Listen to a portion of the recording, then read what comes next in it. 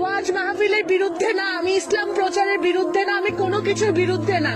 রাতের 3টা পর্যন্ত ওয়াজ বাজানো কোথাও জায়েজ নাই।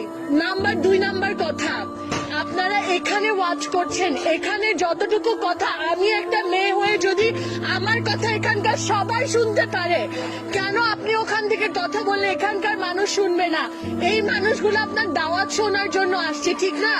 কিন্তু এই যে মানুষগুলো, এখানকার শিক্ষার্থীরা, এই যে মাইক বাজানো হচ্ছে, এখানে একটা মাইক দেয়া, কিন্তু আমার বাসার সামনে আরো একটা মাইক দেয়া, যেটার কিন্তু কোনো প্রয়োজন নাই।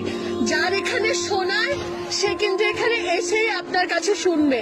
আমার এটা নিয়ে কোনো সমস্যা নাই, কিন্তু আমি আমার সমস্যার কথা 999-এ জানাইছি, আমি আমার প্রক্টোরিয়াল বডিতে জানাইছি, আমি পোস্ট করছি, কোথাও না হয়ে আমি একা একটা মেয়ে আজকে এখানে এসে দাঁড়াইছি আপনার কাছে।